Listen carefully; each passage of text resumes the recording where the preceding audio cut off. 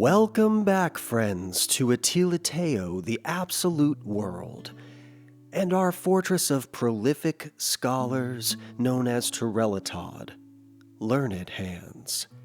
Yes, it has indeed been many years since we last met. 5 years, in fact. We're a busy fortress now. We're writing vast quantities of books. We're exporting many codices and scrolls and knowledge. There are many tales to tell. We could sit here by the fire for many a night, spinning the sheep-wool yarns of Turelotad. But here are a few choice tales to whet the appetite of the curious traveler.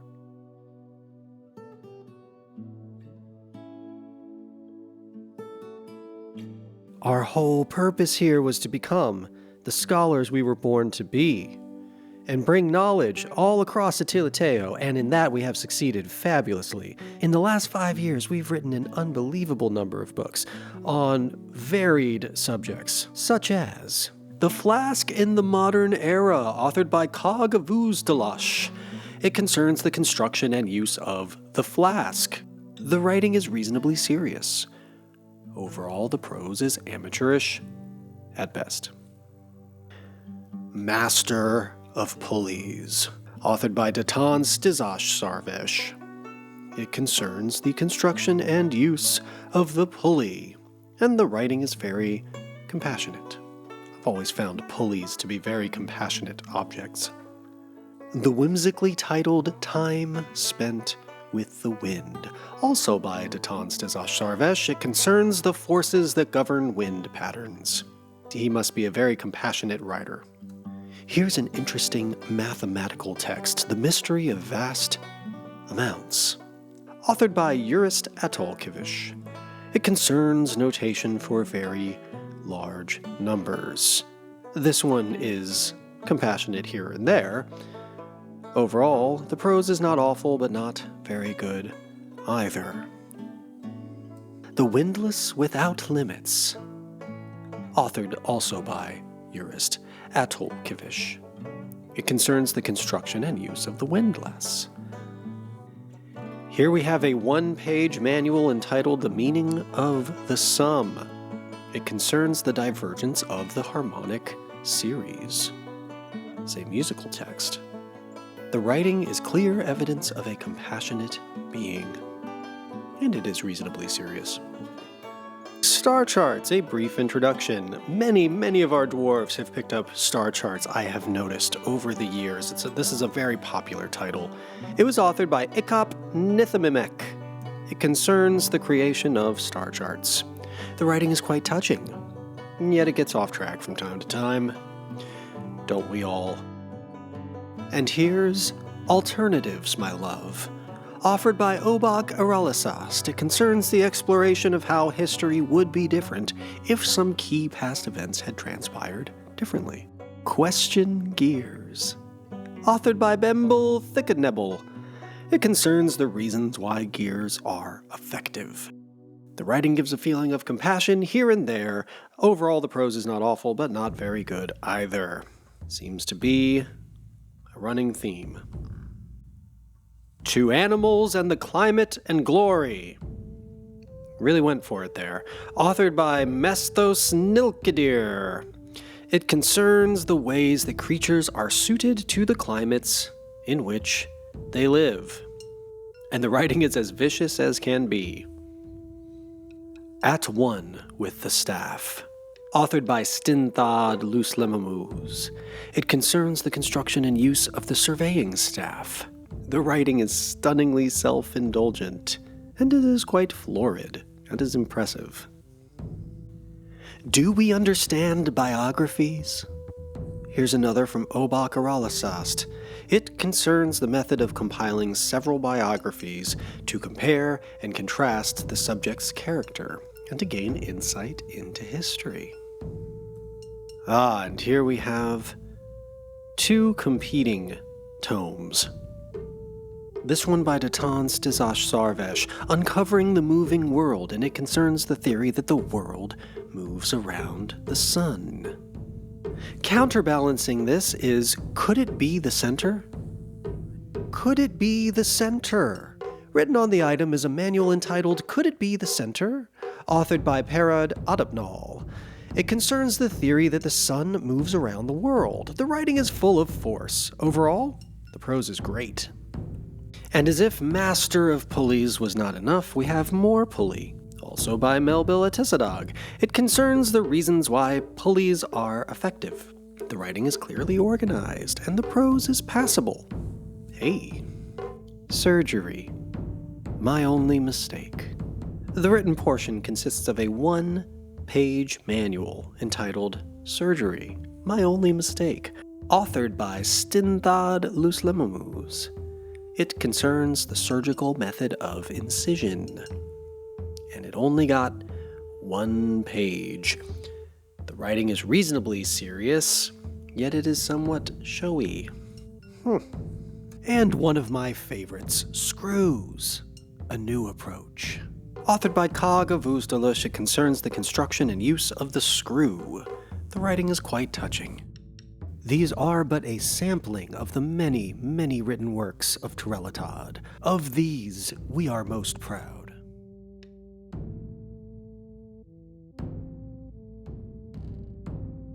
Let's talk about some of our favorite artifacts created over the last 5 years here at Turelotad.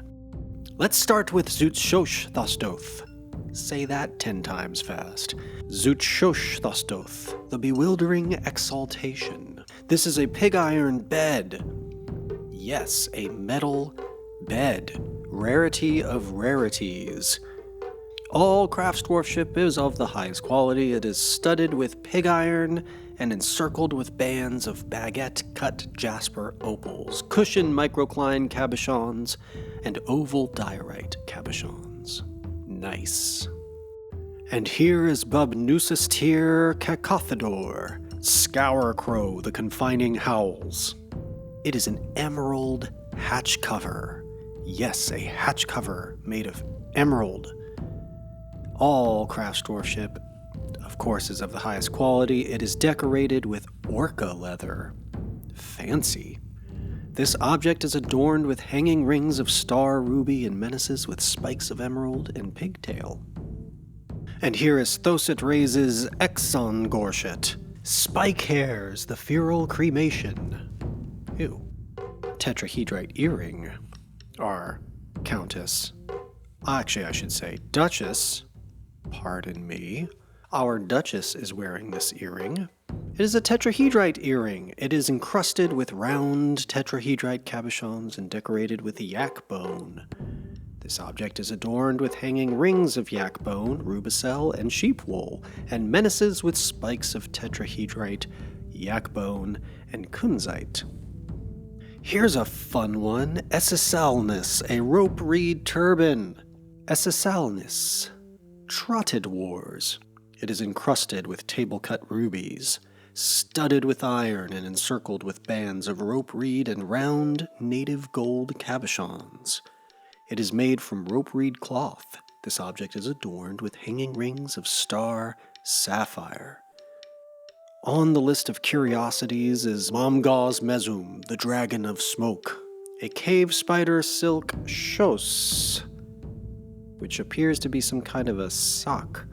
All craftsdwarfship is of the highest quality. It is encircled with bands of cushioned dolomite cabochons and square brilliant cut blue diamonds. It is made from cave spider silk cloth. This object menaces with spikes of cave spider silk, iron, and apricot wood. It is coated with giant bat blood. Come on, Rigoth. Captain of the Guard, you can't have bat blood all over your artifact sock. Get it together.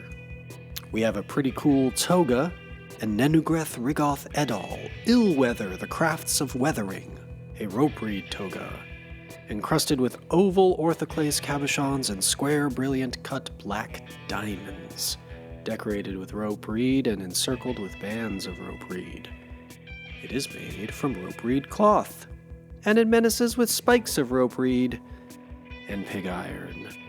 I honestly really like the homage to rope reed here. Rope reed is one of our most important substances here at Turelotad. We make so much of our paper from rope reed. Rope reed slurry. I see this as an homage to everything we are. It's pretty valuable too. And I guess it's just sitting in a bin, in a pile. Gotta give that to someone right away.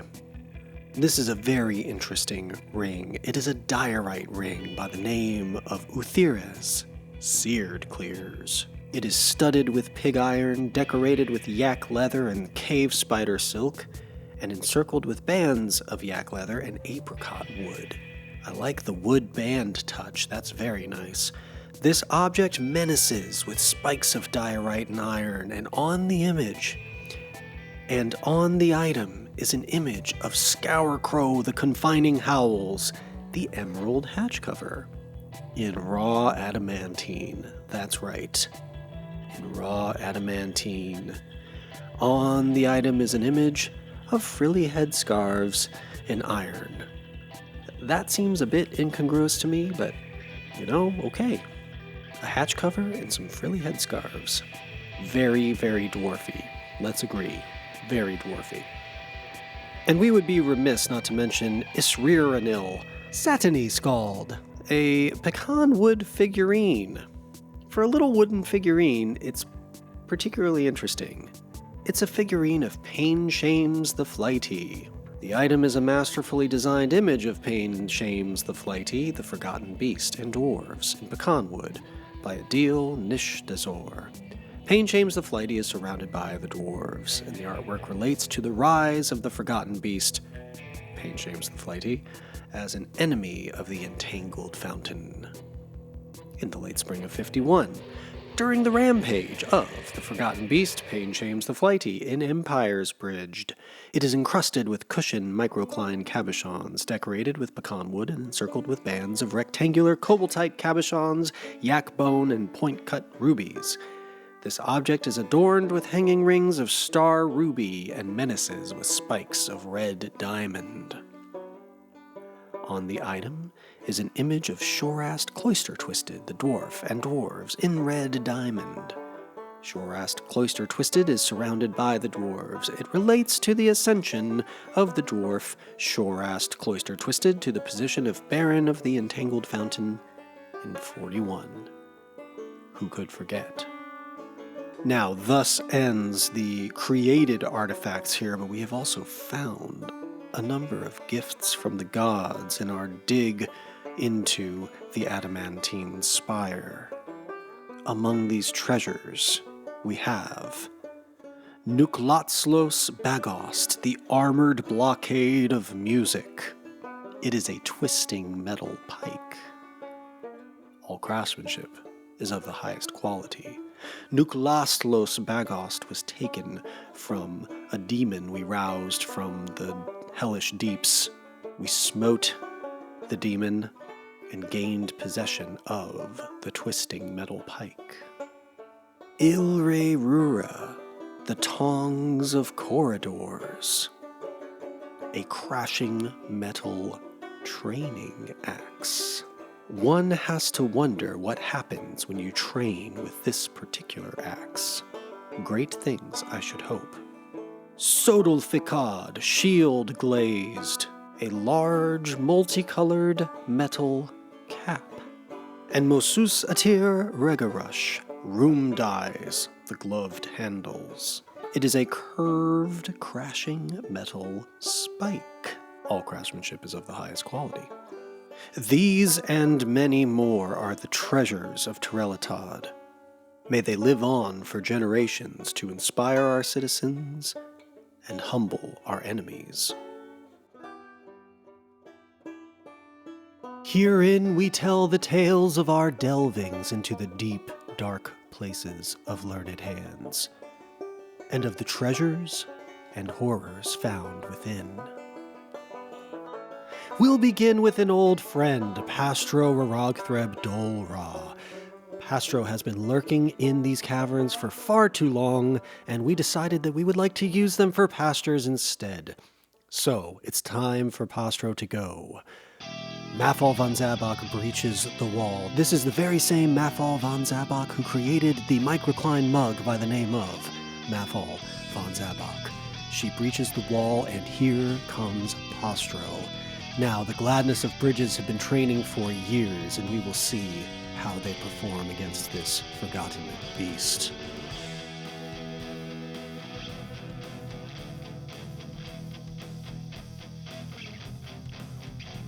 We surround the beast.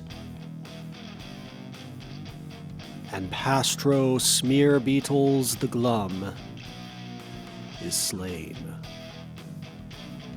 The fighting was fierce, and my goodness, it involved a spear dwarf biting the beast in the right eye, tearing the right eyelid. The slaying of Smear Beetles the Glum was great news for our dwarves, as it enabled us to open up an entire new zone of industry. Our animals now have a place to graze in the cavern, and we've set up a little animal processing center here for wool and thread and meat. Very, very handy. Now, of course, no sooner had we done this than we got a gaggle of reptile men coming in to shred our livestock. This is unacceptable, so we call in the squads, which we are certain will make quick work of the reptile men. Unfortunately, we lose a fair number of yak and alpaca and other useful creatures. That is unfortunate, but sometimes the cost of doing business down in the caverns. We will wall this out more carefully in the future. Oh, and don't mind this guy up here. He's just the forgotten beast that decided to get stuck in the top of a mushroom tree. He's been there for years. And here we go. Oh, poor yak. Come on, dwarves. Let's get in there. Here comes a Marks Dwarf. Yes, we have Marks Dwarves now. By the way, we have been training up a squad of Marks Dwarves, and they've proven to be quite effective. Logum Door Seal, first on the scene. Bolts are flying. Oh, where are you going? Spear Dwarf. You have a shield, you have a spear, you have a helm. You don't need anything else. Get in there. All right, we're here in force now, just cleaning up the mess, and what a mess it is. Wow. I'm not sure our animals are going to be too crazy about hanging out in here anytime soon. But that is life down in the caverns. Moving on.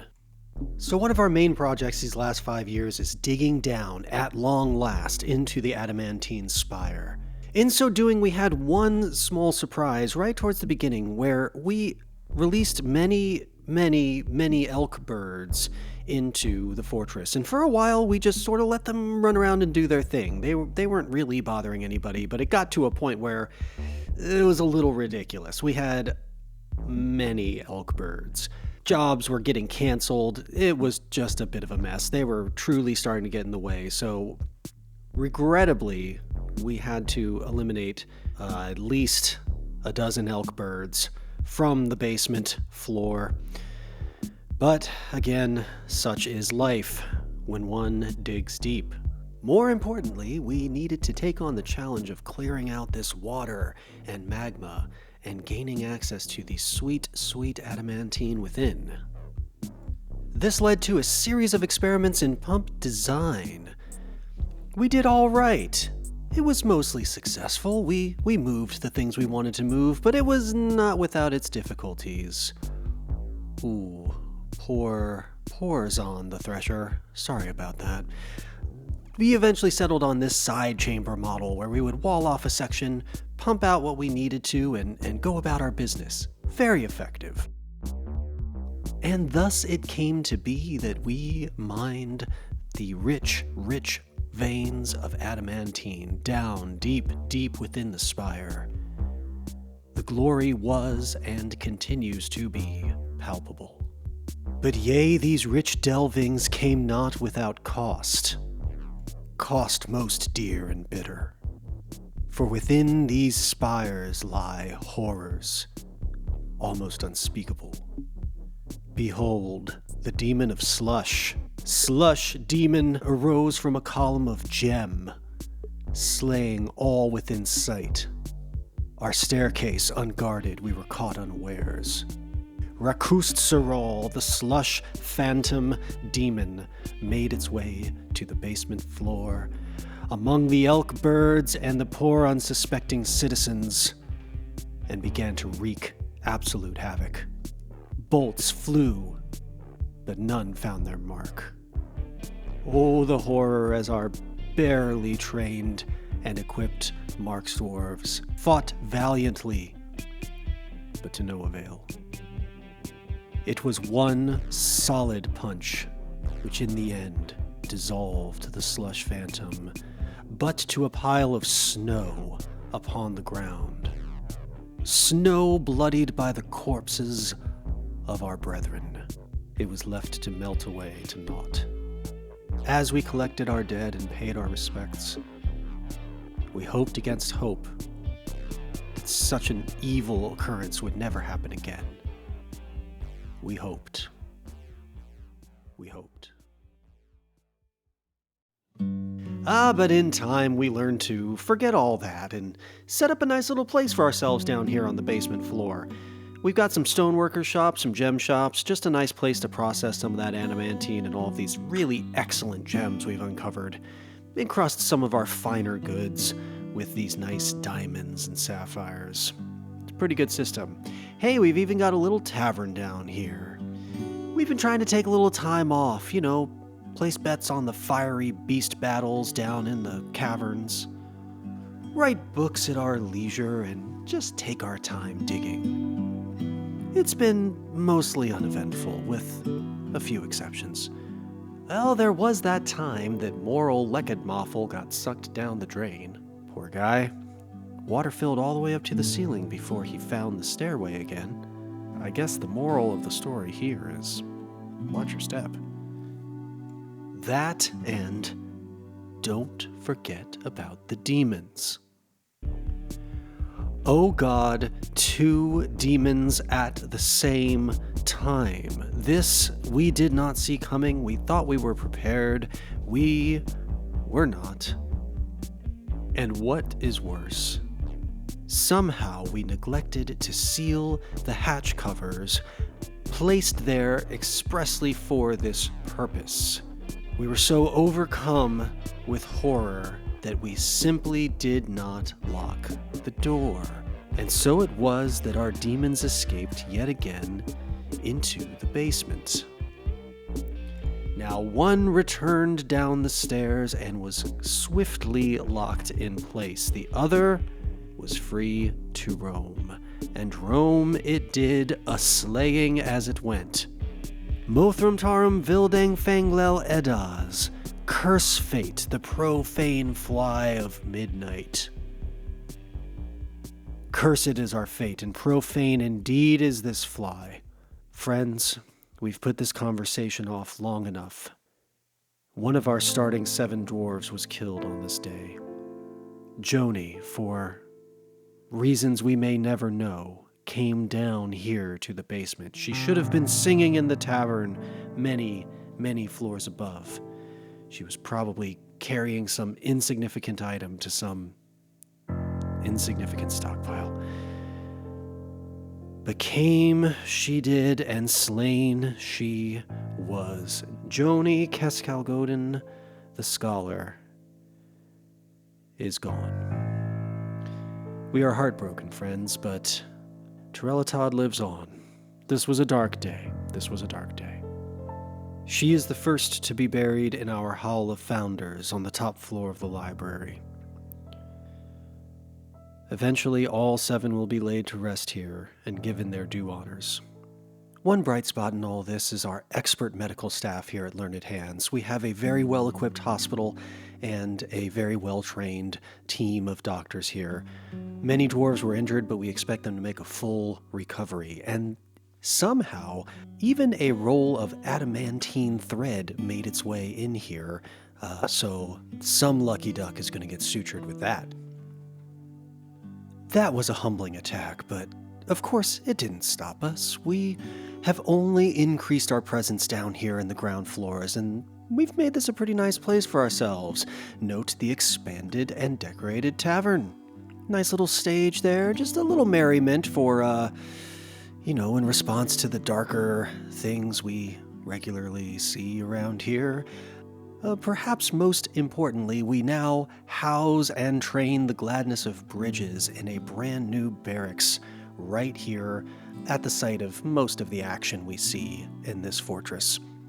This has greatly decreased our response time to certain emergencies that continue to happen from time to time. We are in a much better place now. We also realize that we have a lot of dwarves to clothe. We have lately been welcoming more migrants to this fortress than we ever have before. Just decided to expand a little bit. We felt that it was time. Unfortunately, we ran out of clothing very quickly. So here we have a nice little clothing industry set up down here, as well as a guild hall, complete with tables and chairs for demonstrations and great learning. We have made many, many masterwork articles of clothing, and that has become a point of pride here at Turelotad. All around, though we've seen dark days, things are generally looking up around here. Of course, that said, there is one more little unpleasantry that we should report.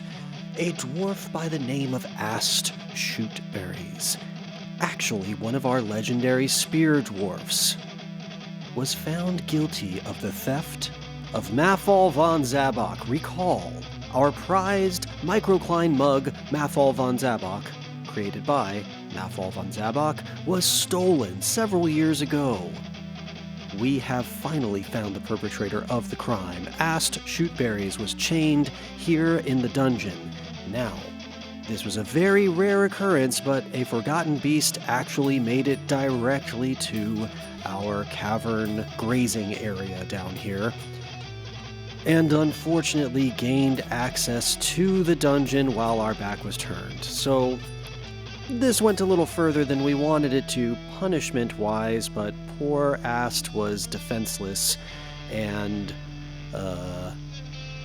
chewed up pretty bad by this forgotten beast. It was, of course, handled quickly, but it just goes to show you that crime doesn't pay, especially when you can look forward to being chained up in an open cavern dungeon. Yeesh.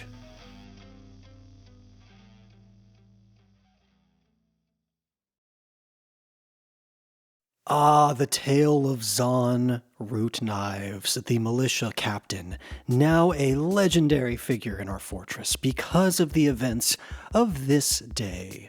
This day when a glacier titan made its way to our little side yard here down by the quiet stream Mouth Harshness. Given the alarming proximity to our front gate, we decided to close that gate and bring our dwarves inside as quickly as possible. We were a little bit nervous about this one.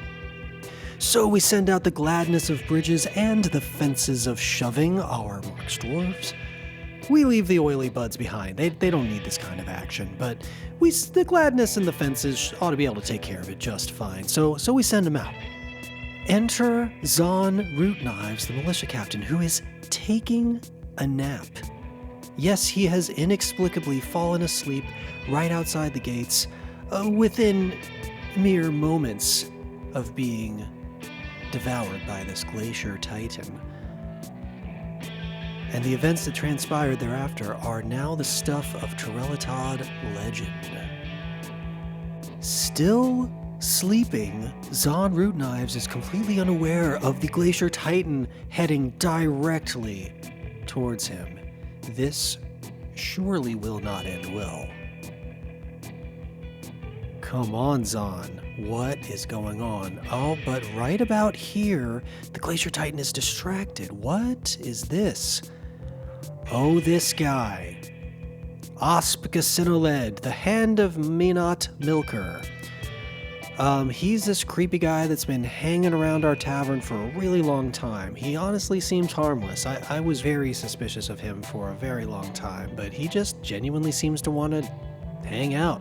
So that's fine, but he's hanging out in the wrong spot now because he is no longer with us. As Canis Bistok Nanges, the Glacier Titan, dispatches him hastily. Did not help that some Glacier Titan extract was injected into this poor guy. That can't be good. Regardless of the fact that someone was just murdered right on the other side of that wall, Zahn, the militia commander, is still asleep.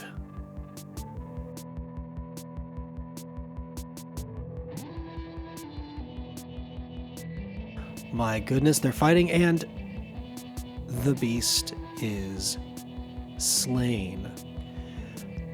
Let's unpack this for a moment.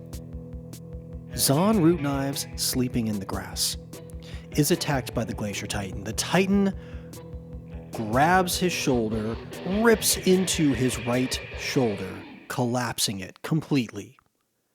At which point, Zahn wakes up, stands, and fires a single copper bolt into the brain of this beast, and the beast is slain. Just stands up and calmly fires his copper bolt into the brain of the beast, sparing everybody else the trouble of dealing with it at all. Now, I don't know much about Zahn Rootknives, but I do know this. He is exactly where he's supposed to be. This is who you want commanding your militia. I can tell you that. What does he do next? He walks himself down to the hospital, gets stitched up, goes on his merry way. As you can imagine, the taverns are often ringing with the raucous tales of Zahn Rootknives and the Glacier Titan. Maybe we should give him that pig iron bed as a gift. Now, we would be totally remiss if we didn't take a tour of our library. After all, this is what it's all about. We took a look at the many, many writings of Turelotad, but we haven't taken a look at the library itself very closely. So here's a tour of the library as it currently stands. First of all, we've cleaned it up a little bit and got some nice diorite floors down everywhere we can. Still working on that. It's a lot of space. Takes a lot of blocks. But we do have a lot of diorite. In fact, we even made a fully paved diorite road all the way from the edge of our lands to the front door. This was in an attempt to get wagons to come to our trade depot. Strangely, though it seems that we have clear access, no wagons have ever entered Turelotad in all these years. We built this road. We tunneled all the way through the mountain to give them a perfect road, and that did not work either. So we ended up just putting a trade depot way out of the way. Better than nothing. Anyway, I digress. The Library of Turelotad is a sight to behold. First, let's take a look at this clear glass bridge crossing over the river. This is the river that we diverted in order to power our water wheels. You can cross over this clear glass bridge past these gold statues into the industrial area over here. This is where we are planting many pigtails and pressing slurry, creating our paper, and encrusting scroll rollers with the finest of gems. It's a wonderful place, truly is. We also have a clear glass wall. We dreamed of this in earlier years and finally got it done. I'd say it's pretty sweet. You can be studying in this room and look through the wall over the stream, past the water wheels, and into the fields. It's a beautiful sight. And while you're there, you can pay your respects to Zuntir S. Zuntir. Yes, this is his slab. Zuntir S. Zuntir was lost in a most unfortunate accident down in the spire. But he was the one who released the waters of the Rivermouth harshness down to this place, so he gets a place of honor here. Moving up to our second floor, still a little unfinished up here. We've added a small tavern around the mist here. It's a nice little tavern in the mist. You can have a meal in between study sessions. We built a stage up here as well, though this has yet to be used. In fact, we have a much larger dedicated tavern down in the lower levels that we'll explore a little bit more soon. But regardless, this is a nice little place to hang out, take a break, and you still get that view overlooking the balcony down into the floor below. Here on the top level is our Hall of Founders. And as you are walking into the very top balcony floor of the library, you pass by this adamantine statue of Rovad Mirroredman, Bookmaster of Learnedhands. It is a statue commemorating the founding of Learnedhands in the year 114. You also walk past 2 adamantine bookshelves, really designed to encourage the passerby to pause and reflect on the glory that is enlightenment and learning. It's still a little rough around the edges. We still have some water issues that we have honestly just been too lazy to deal with. And you know, it kind of keeps us grounded. A little mud here and there just reminds us of our roots and where we truly come from. That said, I'm certain that future generations here at Learnedhands will continue to improve this glorious space. We have so much to be thankful for here at Learnedhands. We've done so much and gained immeasurable wealth and knowledge. Yes, we are the thought center of all Atiliteyo, and that is something of which we can be proud. In fact, we invite you to join us now in the Slippery Channel, our newest tavern, down in the depths of Turelotad.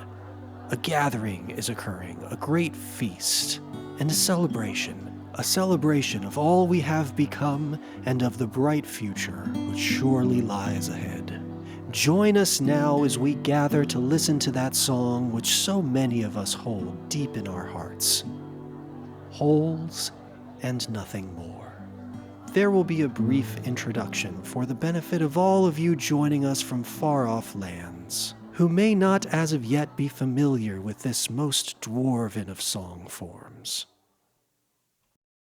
Scales are constructed from 15 notes dividing the octave. In quarter tones, their spacing is roughly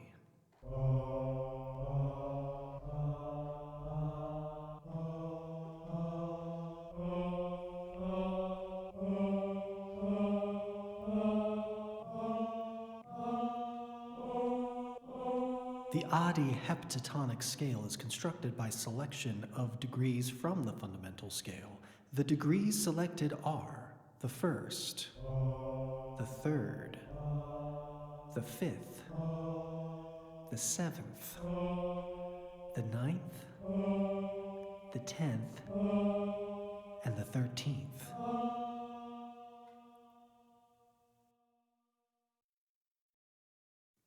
Oh.